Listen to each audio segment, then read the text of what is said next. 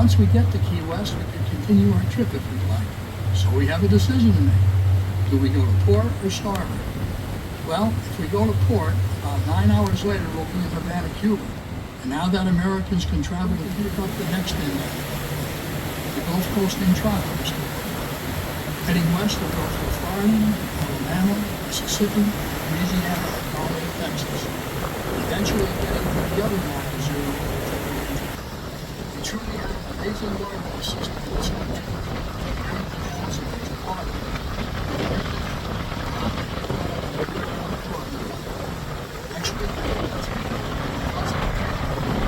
Original to 1914. All the mechanical and electrical equipment, the buildings, the basic lock structure, all of this is over 100 years old and still operating. Our lock keeper this afternoon is Sergey. He's the senior lock keeper. However, he is not historically correct. Nice guy, but we've had problems with Sergey every year. He's always letting us down.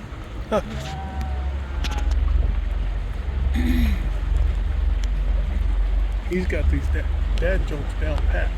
All right, notice the traffic light up ahead is red. We really don't pay attention to these anymore. But it's important to understand that the third version of the area that we're in was the first fully electrified canal in the world.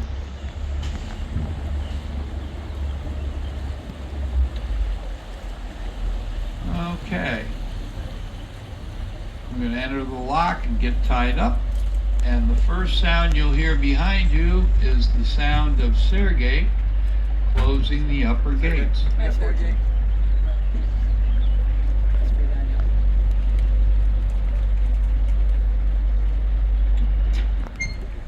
With 5 horsepower electric motors, those are the original motors.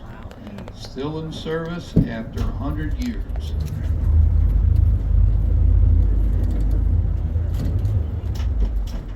Somebody else coming? No? You forgot your key again. I know what happened. Idle locks, siphon locks, but town locks are the most common form of lock. The top of these lock walls are 12 feet thick, the concrete is. But 35 feet down at the bottom of the lock, they're actually about 45 feet thick. If you stripped away the grass you see arcing away on either side, what you'd find is a giant concrete trapezoid. Now at the bottom of each wall is a tunnel. At this lock, the tunnel is 6 feet by 8 feet, and every 30 feet in the tunnel, there's an opening into the lock chamber called a port. That's the sound of the valves coming down. At the end of the tunnels are valves. Now, they're not valves like we typically think of as valves. These are actually small railroad cars. They're steel flat cars. They were built for the Philadelphia transit system in 1896 and repurposed by the state of New York. Each car is 10 feet by 10 feet, weighs 15,000 pounds, has 20-inch steel wheels, and it's hauled up and down on trolley track. So what Sergey is doing is he's lowering those railroad cars over the upper end of the tunnel to block it off. They're using 5 horsepower motors, again another set of motors, original motors here. Everything is over 100 years old. So he's lowered the valves, he's going to walk down here and he's going to raise the lower valves. Yellow motor box is up front, there's a white light on the side, it will go out. Oh, there it goes out, and you can hear the valves coming up. In about 30 seconds, you're going to see lights start to light up on the top, and that indicates the position of the valves. 1/3 open, 2/3 fully open. So we can tell exactly what's going on at any given time with the machinery. And as you can see, already our boat is sinking. No, we don't say that. We say we're descending. All right. We're going to dump out 2.5 million gallons of water in about 10 minutes. We're not pumping water. This is important to understand. This is done with gravity. This is like draining a giant bathtub. So you can see we're going down. Notice the gates in front of us are in the form of a shallow inverted V. These are miter V lock gates. The Chinese invented pound locks around 800, but for once the Chinese didn't get things right. They made their lock gates the exact width of the chamber, and as a result, after about 4 to 6 feet of water depth, the gates would be pushed open in the wrong direction. That limited the usefulness of locks for a long, long time. Finally, in the 1400s, a smart Italian guy figured it out. He said, make the lock gates a little bit bigger than the width of the chamber, point them upstream like those in front of us. The water pressure forces the gates closed and seals them, but they can't swing all the way through. The only way those gates in front of us could fail is by pushing out the sides of the lock. And that's one of the reasons the walls are 45 feet thick, to prevent that. Now, the man who invented this in the 1400s, the smart Italian guy, Leonardo da Vinci. 600 years later, that elegant solution is used at just about every lock in the world. Now, I said the ropes dangling down inside this lock are not historically correct.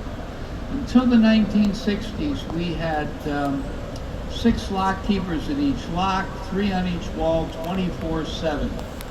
We had more commercial traffic, but as the commercial traffic waned, the state cut back, and today we only have 1 lock keeper.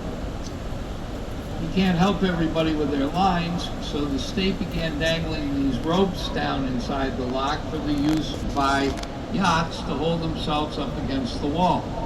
The second system that's provided are the cables in the wall, and that's what we use. We slide up and down the cable. That's the second system. And the third system are the indentations in the wall. These are called Panama pins, and they're used by tugs, barges, and small cruise ships. And there, the issue is not so much going across or the lock. They pretty much take up the width of the lock, but they are very concerned about going backwards and forwards. They don't want to hit the gates, and they don't want to get hung up in the line looped around the pin, and that deckhand can arrest any forward or backward movement of the vessel. Almost 47 tons. Now, when they shut those gates, they don't shut them all the way. They actually leave them about 6 inches apart to protect the machinery. They rely on water pressure to force the gates closed. As the water level inside and outside equalizes, the pressure will come off those gates, and we may hear a gentle boom. About half the time we hear a very gentle boom, but we always see a little bit of daylight right down at the water line, and then that daylight all of a sudden will shoot to the top. What's going on is that the pressure has come off the gates. There are springs on the red arms at the top, and they're going to pull the gates apart about 2 to 3 inches. That's a signal for Sergey that he can start the motors, because we're not getting a boom today, right? What? I just heard it. You just heard it? Okay. Well, It was quiet. better ear than I. All right. So you can see that daylight watch. It will shoot all the way to the top. That's the springs pulling the gates apart. Yeah. There we go. And that's a signal for Sergey to start the motors. And that's a signal for Sergey to...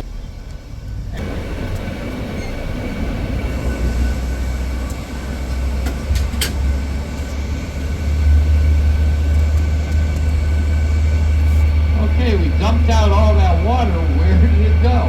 Well, it went right back into the river.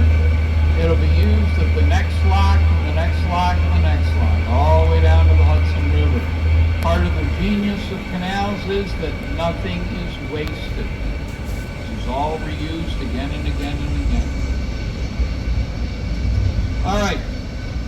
we leave the lock and you look over on our left, there's a series of numbers embedded in the wall. 64, 65, 66, 67, 68. That's our height above sea level. That's a manual water gauge. But we are not 64 feet above sea level. We are 364 feet above sea level. That is how high the canal has raised boats to this point. Now, sea level is measured at Troy, New York. Wait a second, Dave, that's 150 miles from the ocean. Why do they do that? Well, until the Hudson River gets to Troy, it's actually not a river. The lower Hudson is a bay or a tidal estuary. It's an arm of the Atlantic Ocean. And what is unusual about the Hudson is that twice a day, as the tide ebbs, are called quoins. Quoin. Yes, got two of them. As we enter the lock, if you look to your left and to your right at the leading edge of these big gates, you're going to see vertically something that looks like a piece of quarter-round molding, giant quarter-round molding. That is the point. That's what seals the water in on the outside of the lock there. The wood in between the two gates in the middle is called miter wood. Now, people are always surprised that this is, they're made out of wood and not rubber or plastic. The simple fact of the matter is that wood is cheap and it lasts a long, long time. Those coins have been on those gates for almost 70 years. They just don't wear out.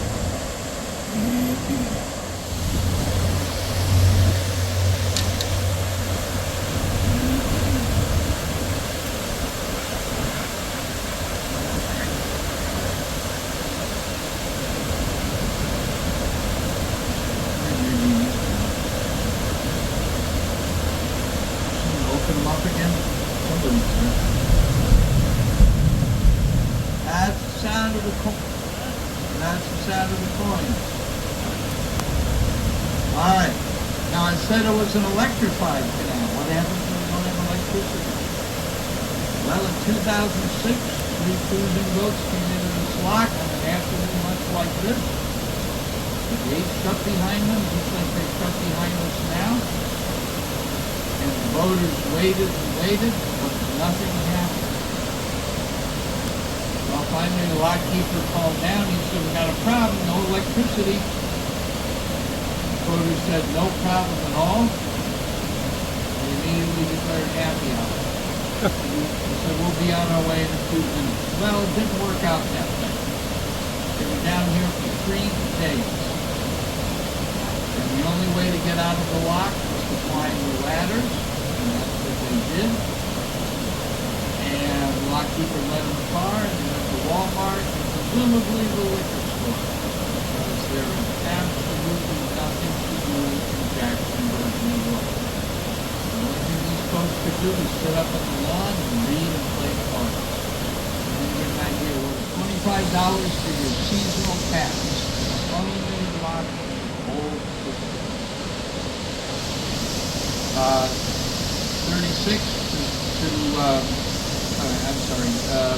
26 to 35 feet, $50, 36 to 65 feet, $75, and 66 feet up to the usable length of the lock, which is 300 feet. For all the poor folks with 200-foot yachts, it is $100.